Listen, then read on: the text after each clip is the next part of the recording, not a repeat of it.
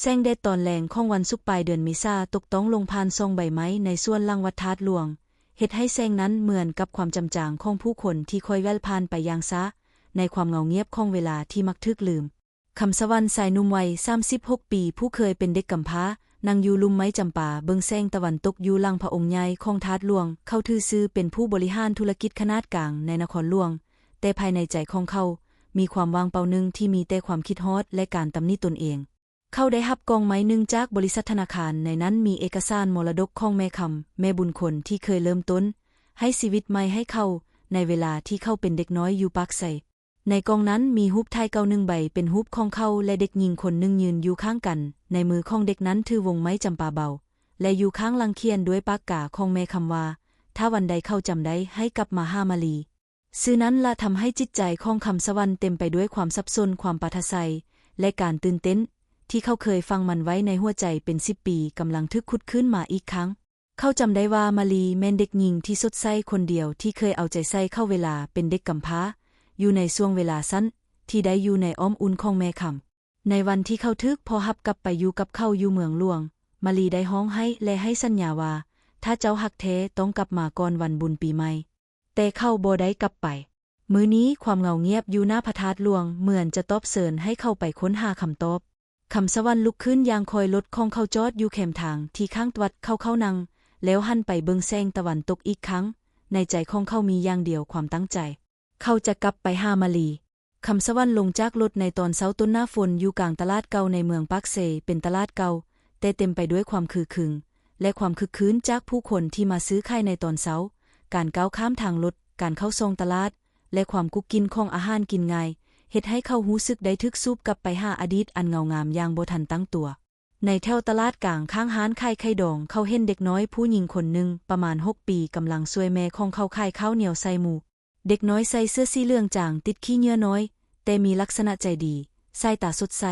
และรวมแล้วมื่นแม่นดวงตาที่เคยเฮียกให้คำสวรรค์จื่นใจอย่างบ่ฮู้ตัวเขาหันไปเบิ่งผู้หญิงวัยประมาณ30 ปีที่ยืนอยู่ข้างผู้มีใบหน้าคุ้นตาอย่างประหลาดแต่เป็นความคุ้นที่ควรจะอยู่ในอดีตอันไกลต้นเขาสังเกตการเคลื่อนไหวสีหน้าและน้ำเสียงตอนที่เจ้านั้นเอิ้นลูกของเขามันแม่นเดียวกันกับที่เขาเคยจำได้คำสวรรค์ขอบใจกับความรู้สึกเหมือนฝันแต่ก็ไปนั่งอยู่ในร้านกาแฟข้างและคอยสังเกตผู้หญิงคนนั้นอย่างระมัดระวังเขาได้ยินเสียงลูกน้อยเอิ้นผู้หญิงคนนั้นว่าแม่มาลีชื่อนั้นล่ะชื่อที่เขาบ่ได้ยินมาเป็น10 ปีและไม่คิดว่าจะได้ยินอีกมาลีแม่นอยู่ติดกับความจงจำของเขาแม่นเด็กน้อยที่เคยหวังให้ค่อยกลับมาก่อนวันบุญปีใหม่10 ปีผ่านไปแต่เจ้านั้นยังอยู่และมีชีวิตเพื่อผู้อื่นหลังจากที่คำสวรรค์ได้เห็นมาลีและได้ยินชื่อเจ้าจากปากของเด็กน้อย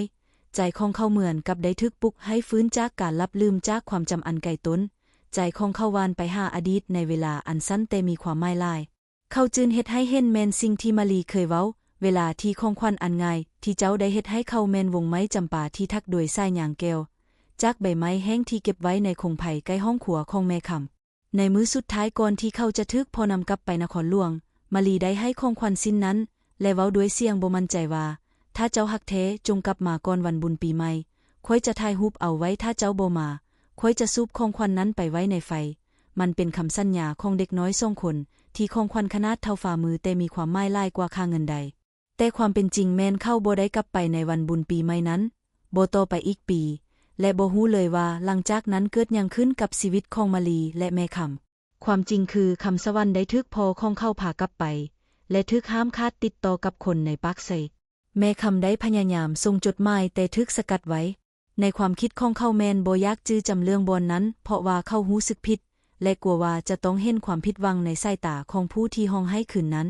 ในมื้อนี้เขาได้กลับมาแล้วแต่ทงไปด้วยคำถามว่ามาลีจะยังจื้อได้บ่และเจ้าจะยังรับได้บ่กับคนที่เคยทำให้สัญญาแต่บ่รักษาคำนั้นคำสวรรค์ได้สืบค้นข้อมูลจากร้านข้างตลาดพบว่ามาลีบ่ได้แต่งงานและลูกของเจ้าบ่แม่นลูกแท้แต่เป็นลูกของเพื่อนสนิทที่เสียชีวิตไปและมาลีได้นำมาเริ่มต้นชีวิตใหม่กับเด็กน้อยนั้นอย่างยากลำบากประคองชีวิตด้วยการขายข้าวเหนียวและไข่ดองในคืนนั้นคำสวรรค์นอนอยู่โรงแรมเล็กห่างจากตลาดในมือของเขาจับรูปเก่านั้นและเปิดเบิ่งมันซักความจำที่ได้ลึกไปทีละน้อยก็ค่อยกลับคืนมาเหมือนแสงจันทร์ที่ค่อยส่องผ่านเมฆคืนหลังฝน ในตอนเช้าของมื้อต่อมาคำสวรรค์ได้ขับรถออกไปนอกเมืองมุ่งหน้าไปหาบ้านเก่าของแม่คำอยู่ศาลเก่าซึ่งอยู่ห่างจากตลาดไปประมาณชั่วโมงหนึ่งทางหน้าไปเส้นนั้นยังเป็นดินคุกๆและข้างทางเต็มไปด้วยต้นไม้ใหญ่บ่ต่างจากความจำของเขามากนักแม้แต่บ้านหลังนั้นได้แปลงสภาพไปหลายตัวเฮือนเข่งยังอยู่อย่างที่มันเคยเป็นแต่หลังคาแม่นพังลงหนึ่งครั้งและหัวสุดเวทีจนแทบจะมองเข้าไปเห็นพื้นเฮือนตัวเฮือนได้ทึกปิดไว้ด้วยกระดานเกและเขียนว่าห้ามเข้าอันตรายแต่คำสวรรค์ก็ยืนอยู่หน้าเฮือนนั้นอย่างเงียบคือกำลังรับฟังเสียงของอดีตผ่านความเงาเงียบของสถานที่นั้นเขาค้นประตูเบาและคอยข้ามเข้าไปข้างในสิ่งที่เขาเห็นแม่นกองของไซเก่าที่เปื้อนซีซักอย่างเป็นเตาดินกุ้งได้กะละมังเกและกระบอกเก่าที่เคยใช้เก็บเงินและข้าวเหนียวในมุมหนึ่งของเฮือนเขาเห็นกองไม้จั่วเก่าปิดฝาไว้แบบระมัดระวังเมื่อเปิดออกเขาพบข้อความเขียนในศพเก่าด้วยปากกาสีเขียวแจมในศพเข้าไม้ในนั้นเขียนว่าคำสวรรค์ลูกของแม่ถึงแม่จะบ่ใส่เลือดของเจ้าในการให้กำเนิดแต่แม่ฮักเจ้าแท้และเคยจงฮักเจ้าคือลูกแท้แม่ฮู้ว่าวันหนึ่งเจ้าจะกลับมาถ้าเจ้าอ่านข้อนี้ให้ไปหามาลีเจ้าเคยสัญญากับเขาว่าจะกลับมาใจของคำสวรรค์เหมือนจะแตกสลายเมื่ออ่านข้อความนั้นน้ำตาของเขาไหลลงเงยเมื่อได้ฮู้ว่าแม่คำคือบุคคลที่ยังเรียกเขาว่าลูกและยังเชื่อในคำสัญญาที่เขาเคยให้ไว้ในกองนั้นยังมีรูปถ่ายของมาลีและคำสวรรค์เวลาเด็กอยู่ในนั้นสวมวงไม้จำปาคูและอยู่ข้างหลังรูปเขาเขียนคำว่าเวลาจะผ่านไปแต่คำสัญญาจะอยู่แม่นในใจเขาจับรูปนั้นขึ้นมาลงใส่แกนเอกสารและตัดสินใจว่าจะบ่ยืนเหงาอยู่ข้างน้องสาวและความผิดของตนอีกต่อไปเขาจะไปพบมาลีเขาจะเว้าความจริงทั้งหมดถึงแม้นจะบ่ได้ทึกอภัยแต่เขาจะบ่อบความจริงไว้อีกในใจของคำสวรรค์บ่ได้หาว่าจะได้รับการอภัยหรือรับกลับมาจากมาลีแต่เพื่อได้คืนชีวิตให้กับความจำและเปิดใจของตนเองเขาจึงต้องการพูดเจ้าจะยอมฟังบ่นั่นคือสิ่งที่เขายังบ่ฮู้ในตอนแลงของมื้อถัดไปฟ้าเหมือนจะลนลงอย่างช้าก่อนที่ฝนละอองจะตกลงอย่างอ่อนใส่ตลาดเก่าของปากไสคำสวรรค์ยืนอยู่ในแถวของรถซื้อของและเบิ่งไปที่ร้านขายข้าวเหนียวของมาลีมื้อนี้ผู้คนน้อยและร้านดูเงาเงียบผิดปกติเด็กน้อยซื้อน้อยนั่งอยู่ข้างร้านถือของลิ้นจำปาเก่าที่แม่ของเขาห้ามาให้และห้องเพลงบ่มีเสียงในขณะที่มาลีกำลังเก็บเครื่องข่ายคำสวรรค์เดินเข้าไปแต่ก้าวของเขาแม่นนักเหมือนมีของยังทวงไว้ในองค์เท้าเมื่อเข้าใกล้สายตาของมาลีเห็นเข้าพอดี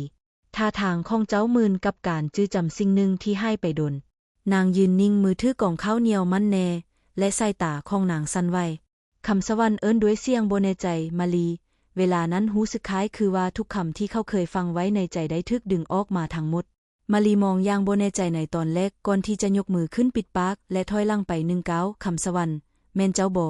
เสียงของนางสั่นและน้ำตาแตกออกก่อนที่จะหันหน้าหนีไปข้างในห้านแต่คำสวรรค์ได้ไปจับแขนนางไว้แบบบ่แหงค่อยกลับมาแล้วมาลีค่อยกลับมาจริงมาลีถอยมือออกและเว้าด้วยน้ำเสียงคมคืนเจ้ากลับมาเฮ็ดหยังคำสวรรค์มาเพื่อให้ค่อยจื้อจำอีกครั้งลือแม่คำคอยเจ้าจนตายบ่ฮู้ด้วยซ้ำว่าเจ้ายังมีชีวิตค่อยบ่ฮู้ว่าจะให้อภัยพระวังเจ้าหรือพระเจ้าน้ำตาของนางไหลลงทั้งเสียงฝนที่ตกปกเป็นพื้นและเสียงหัวใจของคำสวรรค์ที่เต้นแรงกว่าปกติเขายืนนิ่งอยู่อย่างนั้นหลายนาทีบ่ฮู้ว่าจะเริ่มต้นอย่างใดในที่สุดเขาเว้าออกมาแบบง่ายค่อยผิดแล้วมาลีค่อยผิดที่บ่กลับมาแต่ค่อยบ่ลืมบ่มีมื้อใดที่บ่คิดถึงเจ้ามาลีเงินกลับไปมองเข้าด้วยสายตาเข้มนางเว้าอย่างเบาคำสวรรค์ความคิดถึงบ่ช่วยยังได้ความจริงมันบ่เคยมีค่าสำหรับคนที่ถูกปล่อยให้อยู่ลำพังคำเว้านั้นเขาจองใจของเขาเส้นมีมิตรตัดเข้าในใจน้อยวิ่งออกมาจากข้างในและยืนอยู่ข้างแม่ของเขาแม่เป็นแนวใดน้อยถามเบาและมองไปที่คำสวรรค์ด้วยความสนใจคำสวรรค์ยอมโค้งตัวลงใส่เด็กน้อยและยิ้มให้มันเป็นหอยยิ้มที่อ่อนเพลียแต่เต็มไปด้วยความโศกมาลีมองภาพนั้นและก้าวออกจากห้านโดยบ่เว้าหยังในคืนนั้นฝนตกหนักคำสวรรค์อยู่ในโรงแรมเก่ามีเสียงน้ำฝนตกใส่หลังคาแบบลมพัดทุกอย่างเฮ็ดให้เขาคิดถึงคืนฝนในอดีตคืนที่เข้าลามาลีคืนที่นางฮ้องให้อยู่หน้าเฮือนท่ามกลางฝนที่ตกเหมือนกับคืนนี้ขณะที่เขากำลังจองอยู่หน้าปองเยี่ยมออกไปด้านนอกเขาเห็นมาลีกำลังยืนอยู่ในฝนนางจับกระตาไซของไซไว้ในมือมีความมุ่งมั่นอยู่ในสายตาเขาลุกขึ้นและออกไปหานางทันทีมาลีค่อยบ่อยากให้เจ้าข่มใจอีกค่อยจะมาลีค่อยบ่อยากให้เจ้าข่มใจอีกค่อยจะอยู่นี้จนกว่าเจ้าจะยืนยันว่าบ่อยากให้ค่อยอยู่อีกเลยคำสวรรค์เว้าด้วยน้ำเสียงแข็งแต่ใส่ใจ เพื่อจะบอกให้นางฮู้ว่าครั้งนี้เข้าจริงจังแท้ฝนตกเบาแต่บ่มีภัยเคลื่อนที่มาลีมองคำสวรรค์ด้วยสายตาที่บ่แน่ใจแต่ภายในเขาสามารถฮู้ได้ว่านางกำลังต่อสู้กับความรู้สึกข้างในตนเองนางยืนอยู่นั้นและสดแถวกระตาลงพื้นอย่างช้าเป็นยังต้องเดินกลับมาตอนนี้ตอนที่ค่อยอยากได้เจ้าหลายที่สุดเจ้าก็บ่อยู่บ่มีจดหมายบ่มีข้าวความน้ำตานางไหลออกมาบ่มีแม้แต่การพยายามปกปิดพอค่อยเอาค่อยกลับบ้านค่อยยังเป็นเด็กและค่อยบ่สามารถคัดค้านค่อยเขียนจดหมายแม่คำก็เขียนให้เจ้าแต่บ่เคยมีไผรับมันค่อยเชื่อว่าพ่อของค่อยได้สกัดมันไว้คำสวรรค์เว้าพร้อมกับแสงตาเหมือนเด็กน้อยที่ทึกตำหนิแม่คำจนจะตายนางยังฮักเจ้านางบ่เคยหยุดเว้าว่าเจ้าจะกลับมาในวันใดวันหนึ่งมาลีเว้าพร้อมกับเสียงสั่นหลังจากการพบกันอันเต็มไปด้วยความคมคืนและความจำลังที่ทึกดึงกลับคืนมาลีได้เชิญคำสวรรค์เข้าไปนั่งลงห้านของนางตามความประสงค์ของน้อยผู้กำลังมองผู้ใหญ่ทางซ่องด้วยความสนใจแบบที่เด็กน้อยบ่เข้าใจทั้งหมดว่ากำลังเกิดหยังหลังบอนนั้นแม่นเป็นแผงไม้เก่าที่มาลีได้ดัดแปลงให้เป็นบอนพักอาศัยของนางและเด็กน้อยมีรูปของแม่คำแควนอยู่ในกอบตั้งอยู่เนื้อตัวหนึ่งพร้อมกับดอกไม้สดและเทียนบูชาคำสวรรค์เห็นภาพนั้นและนิ่งไปหลายวินาทีแล้วจึงเว้าออกมาอย่างสมเพชและสั้นๆค่อยหูว่าคำสัญญามันให้ค่าเมื่อมันทึกทำลายด้วยการบ่ปฏิบัติแต่ค่อยอยากให้เจ้าหูว่ามันอยู่ในใจของค่อยมาตลอดแม้จะผ่านไปหลายปีและค่อยบ่เคยลืมว่าได้ทำให้เจ้าเจ็บมาลีบ่เว้าหยังแต่มองไปที่น้อยผู้กำลังจับใบไม้จำปาที่โดนลงจากต้นอยู่ข้างเฮียงทางเขานางเริ่มเว้าซะด้วยเสียงที่ประกอบไปด้วยความลังเลในใจค่อยบ่ฮู้ว่าจะเชื่อหรือบ่ในสิ่งที่เจ้าเว้าภายในใจค่อยมีแม่คำและเจ้าในความจื้อได้แต่วันเก่าแต่ความจริงมันบ่ได้สวยงามเหมือนในความฝันค่อยบ่อยากให้เจ้าเชื่อด้วยคำพูดแต่จงเบิ่งการกระทำของค่อยอยากอยู่นี้แม้จะบ่ได้ในสถานะดังเก่าแต่อย่างน้อยขอให้ได้อยู่ในชีวิตเจ้าแม่นคนทั่วไปก็ดีคำสวรรค์เว้าและหันไปมองน้อยผู้กำลังยิ้มให้ของลิ้นใส่ตัวของเขามาลีเลี้ยวหน้ากลับไปมองรูปแม่คำและคอยนั่งลงข้างของเขานางหายใจเข้าลึกและเว้าด้วยน้ำเสียงที่คอยปอนความแข็งของหัวใจลงเจ้าอยู่นี้ได้แต่จงอย่าคาดหวังหลายเวลาที่ผ่านมามันซ่อนคอยให้ฮู้ว่าความฮักบ่เพียงพอถ้าบ่มีความสัตย์ซื่อและการปฏิบัติจริงคำสวรรค์ยิ้มเบาก่อนจะกล่าวเบาว่าค่อยขอขอบใจที่เจ้ายอมให้โอกาสค่อยได้น้อยเท่านี้และค่อยสัญญาว่าจะพิสูจน์ให้เห็นเด็กน้อยนั้นวิ่งไปยืนของลิ้นให้คำสวรรค์ซึ่งเป็นวงไม้จำปาเก่าที่เขาคิดว่าได้ให้ไปดนแล้วแต่มาลีได้เก็บไว้ในกล่องของเก่าในห้องนอนของนางคำสวรรค์เอามือหับวงไม้นั้นด้วยความรู้สึกหลายอย่างความสูญเสียความกระดูนและความยินดีที่ยังลงเลือบางอย่างอยู่จริงในเวลานั้นบ่มีการกอดกันบ่มีคำฮับว่าอภัยแต่ความเข้าใจและการยอมรับได้เกิดขึ้นแบบง่ายและสมเพชกับผู้ทรงคนที่ได้ผ่านหลายอย่างด้วยกันและได้คาดจากกันไปอย่างให้ความเข้าใจหลายปีหลังจากคืนที่คำสวรรค์และมาลีได้นั่งสนทนากันจนดึกดื่นเขาก็ได้กลับไปนอนที่โรงแรมเก่าและได้ใช้เวลาทั้งคืนพิจารณาในสิ่งที่กำลังเกิดขึ้นความรู้สึกของเขาแม่นคือคนที่ได้สูญเสียในหลายปีแต่พอมาเห็นอีกครั้งได้รับโอกาสให้เริ่มต้นใหม่แต่โอกาสนั้นบ่ได้มาพร้อมกับความสุขแท้มันเป็นโอกาสที่ต้องพิสูจน์ตนเองอย่างหนักหน่วงในมื้อต่อมาคำสวรรค์ได้กลับมาช่วยมาลีขายข้าวเหนียวไข่ดองอยู่ตลาดผู้คนในตลาดมองเข้าด้วยความสนใจและกระซิบคืนเสียงถามกันอย่างฮึกหือแต่มาลีบ่ได้ออกมาแจ้งอธิบายหยังนางเพียงแต่เว้าสั้นว่าเป็นหมู่เก่าคำสวรรค์บ่มีหยังจะว่าเขารับรู้ว่าต้องให้เวลาและสรุปความไว้ใจของมาลีคืนมาให้ได้น้อยก็ได้เรียนรู้จากผู้ใหญ่ทั้งสองว่าคำสวรรค์แม่นผู้ใดเขาถามคำถามหลายอย่างและมักให้คำสวรรค์เป็นคนซอยเหตุการณ์บ้านคำสวรรค์รู้สึกอบอุ่นและเพิ่มความหวังว่าในสักมื้อหนึ่งเขาอาจจะได้อยู่ในชีวิตของมาลีอย่างเต็มตัวอีกครั้งแต่ความเป็นจริงบ่ได้สวยงามตลอดไปพอของคำสวรรค์เมื่อรู้ว่าเขาอยู่ปักเสก็ได้ส่งคนมาตามหาและคู่คมให้กับนครหลวงไปเฮ็ดเวียกต่อคำสวรรค์ยืนยันว่าจะบ่กลับไปพอของเขาก็ส่งคนมาทำลายห้านของมาลีในกลางคืนก่อนที่เขาจะทันได้แจ้งความก็ทึกขู่ให้หยุดการติดต่อกับมาลีอย่างถาวรเห็นแบบนั้นคำสวรรค์รู้ว่าตนเองกำลังพาอันตรายมาให้คนที่เขาฮักอีกครั้งซึ่งเขาได้เฮ็ดผิดไปแล้วในอดีตคืนนั้นเขาคอยแคว้นกระตาไข่ดองและจงจองลังห้านมองไปที่มาลีและปากเว้าเบาค่อยจะหยุดค่อยจะหาวิธีปกป้องเจ้าบ่ให้ความฮักนี้เป็นภาระให้เจ้าอีกหลังจากเห็นว่าความอยู่ของตนอาจจะเฮ็ดให้ชีวิตของมาลี และน้อยอยู่ในอันตรายคำสวรรค์ตัดสินใจไปพบพ่อเข้าโดยกงเพื่อสนองความจริงและขอให้หยุดการคุกคามต่อมาลีเขาเขียนจดหมายฝากให้น้อยและมาลีไว้ก่อนจะเดินทางในนั้นเขาเขียนว่าค่อยบ่ฮู้ว่าจะกลับมาได้หรือบ่แต่ขอให้เจ้าฮู้ว่าเจ้าแม่นคนที่ทำให้ค่อยกลับมาเป็นคนอีกครั้งถ้าค่อยหายไปขอให้เจ้าจงเสียใจเพราะค่อยมาด้วยความตั้งใจบ่ได้นี้มาลีเมื่อได้อ่านจดหมายนางเงินนิ่งไปดนและรู้สึกหลายอย่างที่บ่อาจอธิบายได้ในใจนางมีทั้งความเสียใจความขมขื่นและความหวังที่บ่กล่าวออกนางบ่ฮู้ว่าคำสวรรค์กำลังเผยเซินไซชีวิตอยู่ในสถานการณ์ที่อันตรายหลายแค่ใดทางด้านคำสวรรค์เมื่อได้เข้าไปพบพ่อเข้าได้ลงนางต่อหน้าผู้เคยควบคุมชีวิตของเขาอย่างแท้จริงด้วยใจที่บ่ยอมสู้ชะตาเขาเว้าด้วยความมั่นใจและรับผิดชอบการกระทำของตนค่อยจะบ่กลับไปในสิ่งที่พ่อกำหนดไว้ค่อยมีชีวิตใหม่มีคนที่ค่อยฮักและอยากปกป้องขออย่าเฮ็ดหลายพวกเขาค่อยพร้อมจะจ่ายค่าในสิ่งที่พ่อเอิ้นว่านี้ก่อนนะแต่ค่อยจะบ่ยอมเสียบชีวิตของผู้อื่นอีกพ่อของคำสวรรค์มองเข้าด้วยสายตาเย็นชา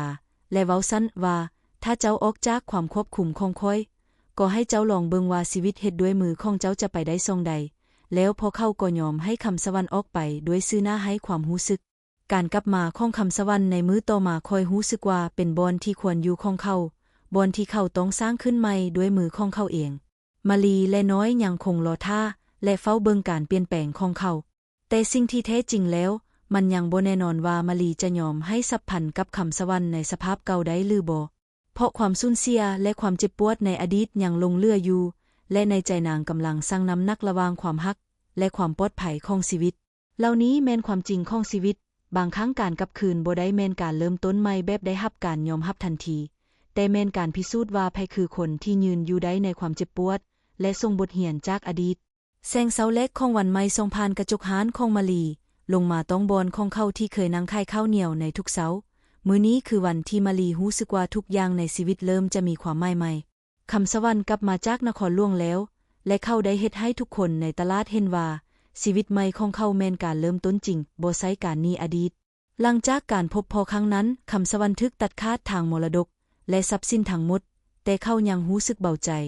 เพราะมันแม่นครั้งทำอิฐที่เขาได้มีสิทธิ์เลือกชีวิตของตนเองเขาเฮ็ดเวียกนักช่วยมาลีขายของเฮ็ดความสะอาดและเอาใจใส่น้อยเหมือนลูกของเขาเองชีวิตที่เคยวุ่นวายของเขากลายเป็นความสงบที่บ่เคยคิดว่าจะเกิดขึ้นได้แต่มาลียังคงรักษาระวางในใจอยู่นางบ่ได้ตอบรับความรักของเขาอีกครั้งอย่างชัดเจนแต่ก็ให้โอกาสให้เขาอยู่ในชีวิตแบบคนที่เข้าใจกันคำสวรรค์บ่ทำลายเขาฮู้ว่าความรักที่จริงบ่จำเป็นต้องได้กอดกันทุกมื้อแต่เป็นการอยู่ในแต่ละวันโดยบ่ประมาทและรักด้วยการกระทำในมื้อหนึ่งมาลีได้เว้ากับเขาในขณะที่กำลังเก็บของอยู่ห้านคำสวรรค์เจ้ายังจำได้บ่ว่าแม่คำเคยกล่าวหยังกับเฮาเมื่อยังเป็นเด็กคำสวรรค์หยุดมือและคิดอยู่พักหนึ่งก่อนจะตอบนางเคยกล่าวว่าความฮักจะอยู่ฮอดวันที่ความย้านกลัวทึกทำลายมาลีพบตากับเขาและเว้าเบาแม่นแล้วและค่อยคิดว่ามื้อนี้เจ้าทำลายความย้านกลัวนั้นได้แล้วคำสวรรค์ยิ้มด้วยความตื่นตันแต่บ่ได้เว้าหยังต่อเขาฮู้ว่ามันบ่จำเป็นต้องมีคำสัญญาใหม่ความเข้าใจที่อยู่ในสายตาของมาลีก็พอแล้วเวลาผ่านไปอีกหลายเดือนห้านของมาลีเริ่มขยายและคำสวรรค์ได้เป็นคนรับผิดชอบการบัญชีและการขายออนไลน์ให้ห้านผู้คนเห็นสองคนเฮ็ดเวียกคู่กันและยิ้มทุกครั้งที่ผ่านมาชีวิตในตลาดเก่าค่อยกลายเป็นบอนที่เต็มไปด้วยความรู้สึกดีและการแบ่งปันความฮักที่สง่างามอย่างง่ายในคืนหนึ่งขณะที่ฝนตกคำสวรรค์เบิงมาลีที่กำลังเก็บของอยู่หน้าห้านและรู้สึกอย่างลึกซึ้งว่าความฮักบ่แม่นการได้ครอบครองแต่แม่นการอยู่เพื่อให้และเฮ็ดให้คนอื่นมีความสุขฝนตกเบาเหมือนคืนที่ผ่านมาแต่มันบ่มีความสุขอีกต่อไปมันแม่นฝนที่สำลักความเจ็บปวดเก่าและเปิดทางให้แสงเสาใหม่เข้ามา